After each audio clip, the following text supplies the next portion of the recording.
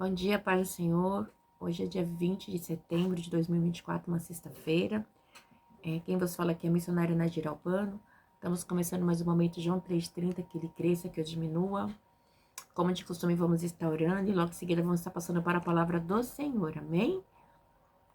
Meu Deus, meu Pai, em nome de Jesus, nessa hora que na tua presença santa, pedindo perdão pelas minhas falhas, pelos meus pecados que são em número.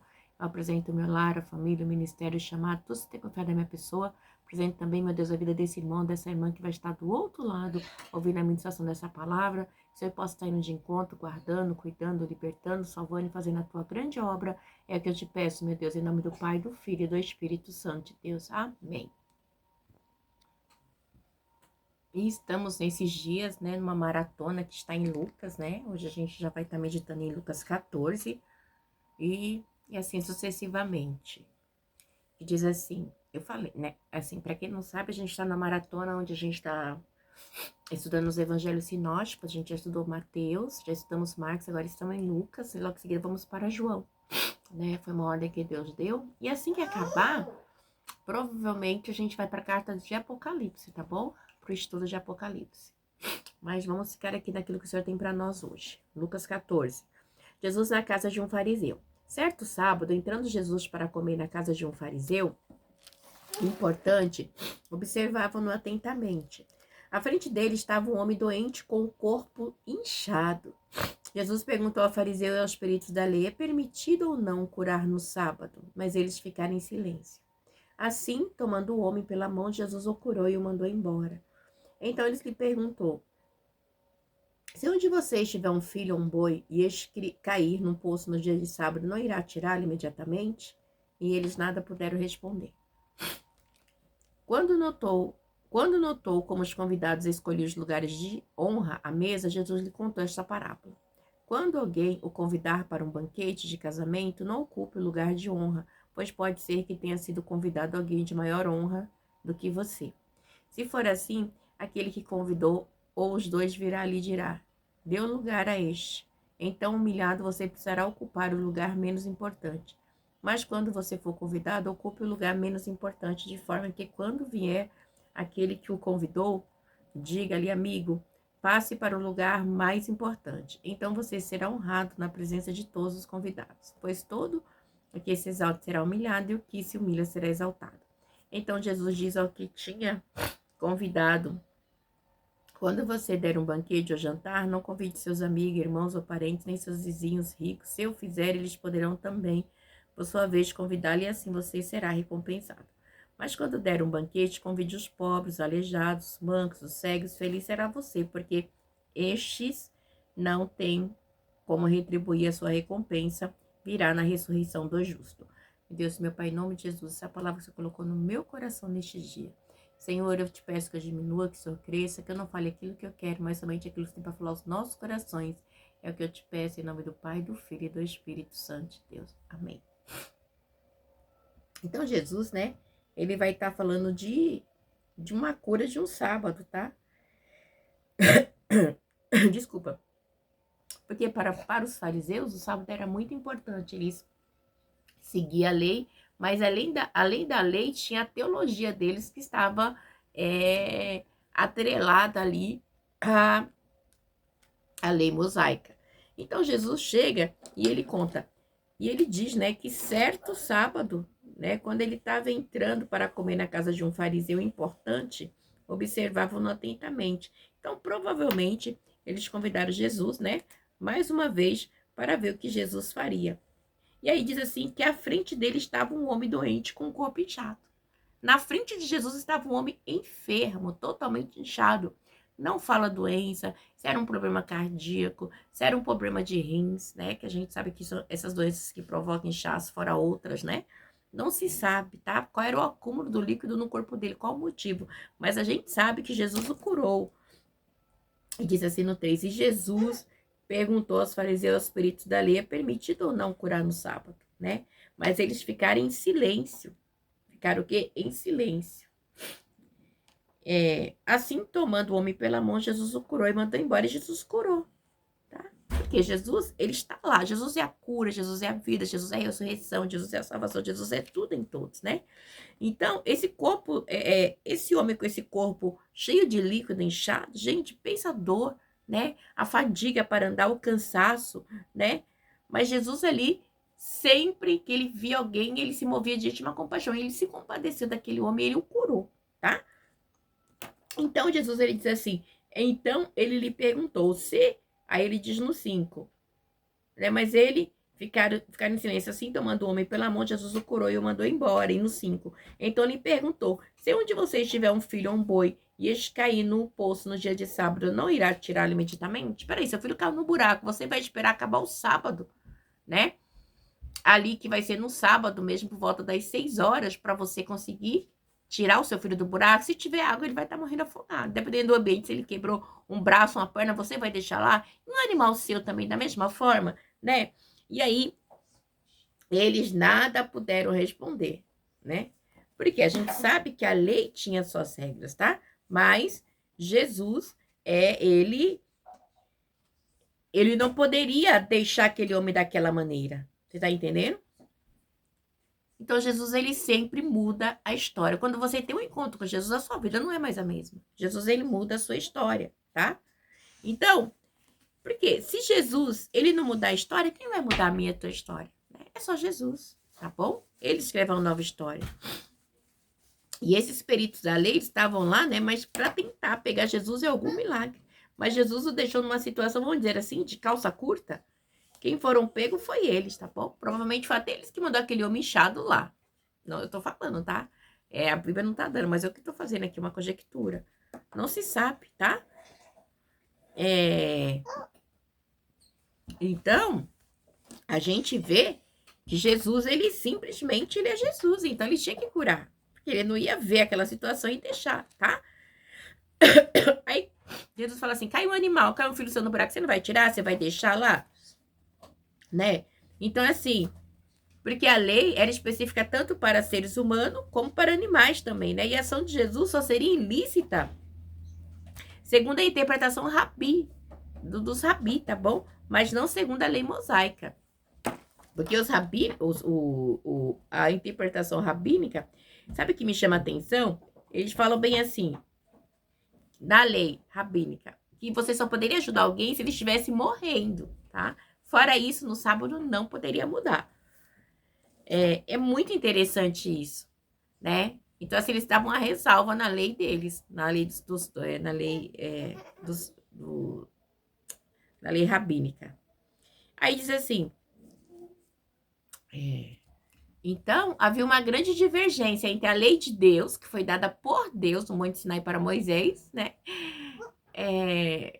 E a lei rabínica, os peritos da lei que modificaram a lei de Moisés, tá? E aí diz assim no 7. Quando notou como os convidados escolhiam os lugares de honra à mesa, Jesus lhe contou esta parábola. Quando alguém o convidar para um banquete de casamento, não ocupe o lugar de honra, pois pode ser que tenha sido convidado alguém de maior honra do que você.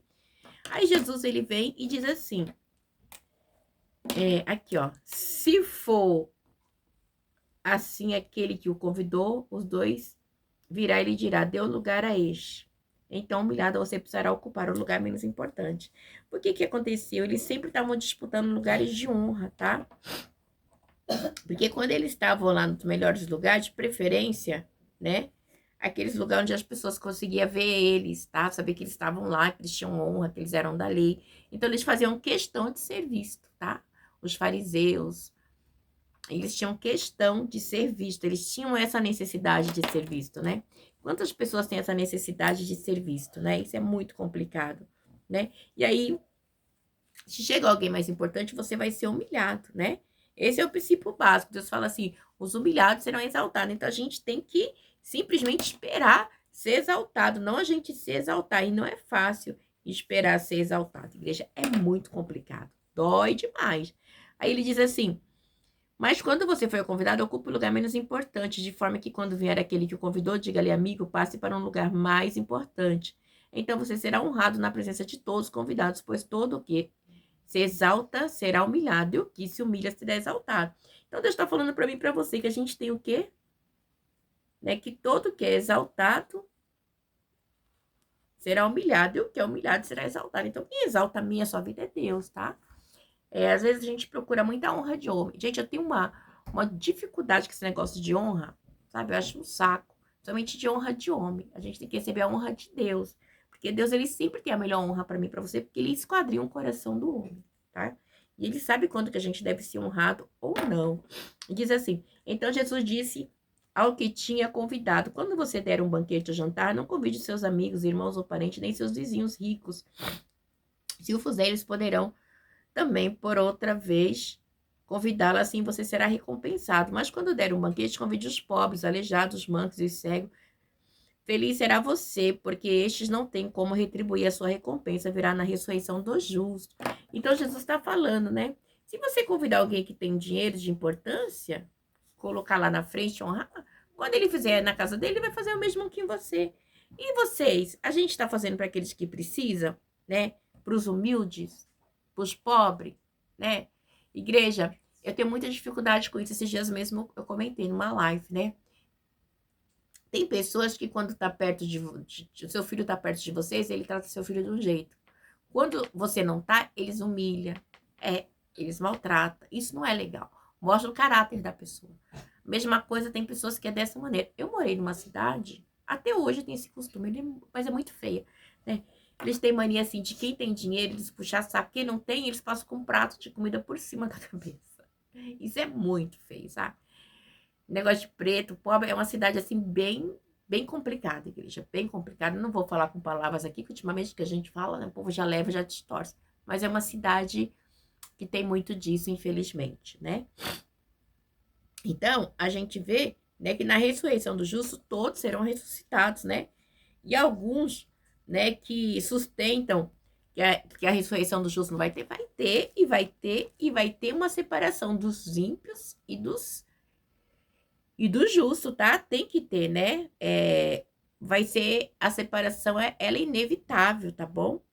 Quem é o justo? Aqueles que foram pronunciados por Deus, aqueles que aceitaram Jesus, aqueles que fizeram a diferença nessa terra, tá bom?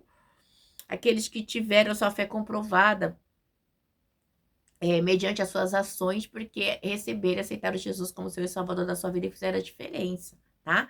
A gente tem que ter sempre em mente isso.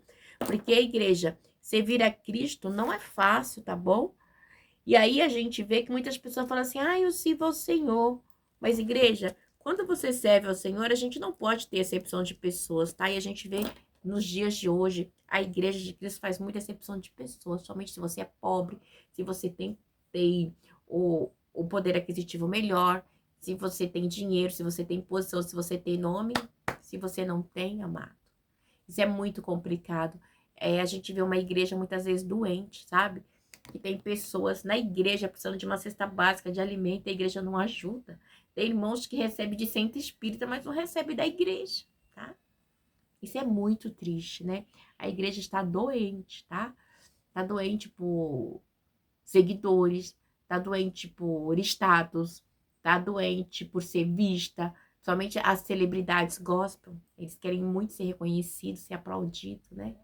E Deus, ele pede para que você, não, a gente venha se esconder o máximo dessas coisas, nos afastar, tá? Essas coisas não é legal. Não é legal, tá? E as pessoas têm isso como algo natural, e não é natural. Deus, ele não tem isso para mim, para você. Ele quer que a gente venha se humilhar na presença dele para que ele possa exaltar a minha e a sua vida. E não é fácil, igreja. Não é fácil, tá? Às vezes você vê um pobre, um banco, um cego chegar na igreja e a maioria, sinceramente, eu falo, né? De ver assim mesmo que são poucas igrejas que conseguem abraçar e trazer. É triste. Mas é a realidade. Mas a ressurreição dos justos e dos ímpios naquele grande dia, todos nós vamos dar conta. Bem? Então, Jesus ele deixa bem claro, né, que a nossa recompensa quando a gente dá um banquete, convida os pobres, aleijados, mancos e cegos, muitas vezes não vai ser recompensado por eles, porque eles não têm como, né, nos recompensar. Mas na ressurreição do justo, né, naquele grande dia, o Senhor ele vai nos recompensar, ele diz aqui no 14, Feliz será você, porque eles não têm como retribuir a sua recompensa, virá na ressurreição do justo. Por que na ressurreição do justo? Né? Porque o justo é os que foram pronunciados justos por Deus. Você só é justo se Deus achar que você é justo. Eu não vou falar, eu sou uma mulher justa, eu sou irmã de Deus. Não. Quem pode dizer que se eu sou justo ou não é Deus, tá? Mesma coisa de mim e de você. Pelas nossas ações, pelas nossas atitudes. Porque Deus é aquele quem sonda e esquadrinha o coração do homem, tá? Como diz Jeremias. E o que acontece? E ser justo na base da expiação de Cristo, tá? É comprovado através da minha e da sua fé.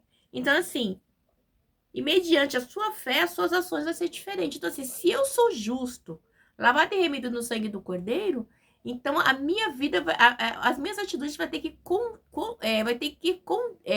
ser condizente com as minhas ações, tá bom? Então, assim, é meio estranho, é meio ambíguo, né? Eu crer na minha salvação, né? Na salvação do justo, e tratar as pessoas humilhando, xingando, sabe? Fazendo pouco caso. Isso não condiz com o evangelho de Cristo, tá bom? Agora a gente vai para a palavra do grande banquete. Então, de novo, diz assim: ao ouvir isso, um dos que estavam à mesa com Jesus disse: feliz será aquele que comer no banquete do reino de Deus. E Jesus respondeu: certo homem estava preparando um grande banquete e convidou muitas pessoas. Na hora de começar, enviou seu servo para dizer aos que havia sido convidado: venham, pois tudo já está pronto. Aí a palavra vai dizer, né, que foi dado um grande banquete. E quando chegou na hora da festa, né, ele mandou chamar os convidados, dizendo: ó, tá tudo pronto, venha. Já tá na hora da festa. Detalhe, mas diz assim no 18, mas eles começaram um por um a apresentar desculpa. O primeiro disse: acabei de comprar uma propriedade e preciso ir vê-la. Como assim? Você comprou uma propriedade e você não vai ver? O primeiro disse: acabei de comprar uma propriedade e preciso ir vê-la, por favor, desculpe-me. Arrumando desculpa, tá? Sempre arrumando desculpa. O outro disse: acabei de comprar 5 juntas de boi, estou indo experimentá-la, por favor, desculpe-me. Então, sempre com desculpa. Como é que você compra juntas de boi e não experimenta antes? Você compra e vai experimentar depois. Ainda outro disse: acabo de me casar, por isso não posso. Então, assim, acabei de me casar, né? Não posso. Então, todos tiveram uma desculpa, tá?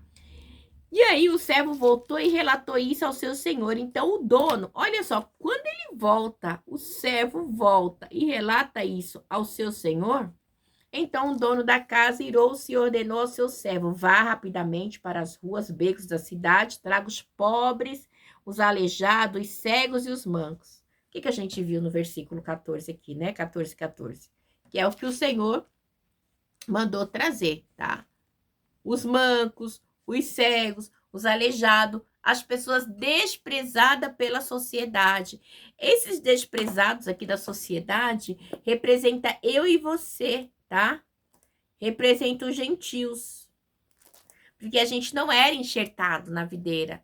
E a partir do momento que os judeus os rejeitaram, os mestres da lei o rejeitaram, os príncipes da lei o rejeitaram, os fariseus o rejeitaram, a gente foi convidado, tá bom? Porque a gente representa os cegos, os aleijados, os mancos, os coxos, somos nós, tá? Então, a gente vê que no banquete do reino, no grande banquete messiânico, porque isso aqui representa o banquete messiânico, tá? Esse banquete aqui representa o futuro, tá bom? Representa o futuro ali, Aramanda Suda comandar em Cristo. A gente vê que eu e você fazemos parte desse banquete, tá? A gente não era judeu, a gente não era, estamos gentil, mas somos enxertados, ok? E aí, como assim eu vou comprar uma propriedade sempre arrumando desculpas que não tinham fundamento, tá bom? Porque não tinha fundamento nenhum. Nenhuma das desculpas tinha fundamento, né? Mas eles, né, achavam que tinha. Ou seja, o que eles fizeram com Jesus aqui na terra não tem desculpa, tá? A perseguição, a humilhação, a calúnia não tinha fundamento. Porque Jesus, ele veio para salvar os que estavam perdidos. Mas se você acha que você não é perdido, que você não precisa de Jesus, então é o que acontece, tá bom? Então, a gente vê, ele diz assim no 22, e disse o servo, o que o Senhor ordenou foi feito, ainda há lugar, então o Senhor disse ao servo, vá pelos caminhos e vales e obrigue-os a entrar para que a minha casa fique cheia. Então, gente, Jesus, ele vai para muitos lugares, tá? Ele vai na bica, ali na boca da droga. Ele vai ali onde a prostituta tá? Ele vai ali onde está o traficante. Ele vai ali onde está aquelas pessoas que quiseram ter aquela vida promíscua. Ele está lá, tá? E ele diz assim, obriga a entrar para que a minha casa fique cheia. E Jesus, ele quer que todos se arrependam. Ele quer que os homossexuais se arrependam. Ele quer que as lésbicas se arrependam. Ele quer que o assaltante se arrependa, que o bandido se arrependa. Ele quer, gente. Ele quer uma mudança de vida para todos, tá? Igreja, quando você não conhece o Senhor Jesus, essas situações relatadas aqui, ela tem perdão. Mas quando você conhece Jesus e você pratica, é meio complicado, tá bom? Porque é a mesma coisa de você desperdiçar, tá? Dizer assim, ah, não, eu caio, levanto, vou levar. Não, não é assim as coisas do Senhor. As coisas do Senhor tem que ter um zelo, tá bom? E ele diz aqui assim, ó, eu lhe digo, nenhum daqueles que foram convidados provará do meu banquete. Então, assim, eles foram convidados e não quiseram. Então, assim, você acha que eles vão provar do banquete? Não vai, os judeus, né? Então, Jesus adverte que fizeram o convite, que ele veio para eles, né? E eles o rejeitaram, a rejeição, recusão. Então, isso inclui eu e você entrarmos no reino dos céus. Então, a gente é enxertado, tá bom? Isso é muito interessante. A gente tem que ver que as coisas do Senhor é com zelo, tá? Então, a gente vê que eles não quiseram. Então, sobrou para mim e para você. Isso é muito importante, tá? Muito mesmo. E aí diz assim, o preço do discipulado. Uma grande multidão ia acompanhando Jesus. Este, voltando-se para ela, disse, se alguém vem a mim e ama o seu pai, a sua mãe, a sua mulher, seus filhos, seus irmãos e irmãs, até sua própria vida, mais do que a mim, não pode ser meu discípulo. E aquele que não carrega a sua cruz e não me segue, não pode ser meu discípulo. Eita, Jesus. É forte, hein? Por quê? A gente vê aqui que é uma hipérbole, tá? A gente vê que é algo grande. Mas é a maneira, porque assim, quem você ama? Jesus, né? É uma hipérbole, porque o amor que você tem por seu filho, por seu marido, por sua esposa, por sua mãe, não se compara ao amor que você tem por Jesus, tá? Por Deus. O amor de Deus é um amor assim cheio de gratidão, né? Porque ele nos resgatou das trevas para a luz. Então, um amor diferente, tá? Mas é uma maneira de dizer assim o quanto que você tem que amar o Senhor, né? Porque ele deu a vida por mim, por você, tá? E diz assim, qual de vocês, se quiser construir uma torre, primeiro não se assenta e calcula o preço para ver se tem dinheiro suficiente para comprá-la. Então, como assim? Eu vou fazer uma torre, né? Vou fazer uma torre, porque uma torre ela é um empreendimento alto, tá? E requer alicerce, requer afundamento, requer vigas, tá? Requer muito trabalho. E aí você não vai. Você tem que fazer um grande esforço, né? Para estar fazendo esse empreendimento. Então, assim, pois se lançar o alicerce não for capaz de terminá-lo, todos os que virem irão de você. Como assim? A pessoa está lá fazendo uma torre e não tem condições de fazer o alicerce? Como assim? É uma casa criada na areia, né? Dizendo, este homem começou a construir e não foi capaz de terminar. Quantas pessoas têm essa vida assim? Começa uma vida com Cristo, depois ela não firma, ela não tem fundamento, tá bom? Ela não consegue se afundar. Por quê? Porque tem pessoas que só esperam receber as bênçãos de Deus, tá? Só quer as bênçãos, mas não quer o abençoador. só quer as bênçãos, mas não quer o abençoador. Nós temos que ter uma vida onde a gente primeiro quer o abençoador. Mas geralmente quando a gente vai, eu mesma quando eu fui precisando de um milagre. Mas conforme a gente vai andando com Deus, a gente vê que a gente precisa mais de Deus, a gente precisa dele constantemente, das bênçãos dele, das misericórdias dele sobre a minha e sobre a tua vida, tá? Aí diz assim, ou qual é o rei que pretende sair à guerra contra outro rei primeiro e não se assenta a pensar se com 10.000 homens é capaz de enfrentar aquele que vem contra ele com 20 mil. Como assim um rei vai sair por uma guerra e não vai levar o tanto de soldados suficiente, né? Para vencer a guerra? Ele vai fazer o cálculo, né? Provavelmente o meu adversário vai ter 15 mil, então vou levar 16 mil. Tem que ter um cálculo, você tem que avaliar, tá? É o que o Senhor ele espera de mim e de você, né? É que nós venhamos segui-lo e considerá-lo como como eu posso dizer, como o único e suficiente Salvador da minha e da sua vida, tá? E ele diz assim também, se não for capaz, enviará uma delegação enquanto o outro ainda está longe, pedirá um acordo de paz. Se você não conseguir, peça paz, tá bom? E ele vem mais, ele diz para mim, para você assim, da mesma forma, qualquer de vocês que não renunciar a tudo o que possui, não pode ser meu discípulo. Para servir Jesus tem que ter renúncia, igreja. Não tem como. Sem renúncia não tem como servir Jesus, tá? A renúncia é o principal na minha e na sua vida. O sal é bom, mas se ele perder o sabor, como restaurá-lo? Não serve para nada, tá bom? Uma comida sem sal é insossa. Nem para o solo, nem para o adubo é jogada fora. Aquele que tem ouvidos para ouvir, ouça. A mesma coisa eu e você, tá? A gente tem que ter uma vida com Deus. A gente tem que calcular. Ai, missionária, sim, calcular. O quão bom é estar com Cristo. Porque servir ao Senhor, igreja, é maravilhoso. Saber que a gente foi resgatado das trevas para a luz. Que estamos aqui nessa terra, aqui simplesmente como forasteiros de passagem.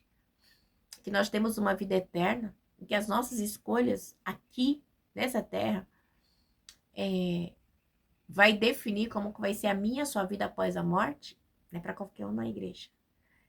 O caso é muito sério, então a gente tem que ter, né, em mente essa situação, né, que é muito sério, tá bom? Porque os judeus rejeitaram Jesus, tá? E por eles rejeitarem, alcançou eu e você. Eu quero crer que já era o plano do Senhor, tá? Para alcançar o mundo inteiro. Então teria que haver essa rejeição, porque se Jesus tivesse vindo para os seus aceitassem, nós não estaríamos aqui. Então é uma história, tá? Mas aí daquele porque o filho do homem foi rejeitado. Que Deus abençoe vocês, que vocês venham ter um final de semana abençoado. Em nome do Pai, do Filho e do Espírito Santo de Deus. Amém. Deus abençoe e fica na paz.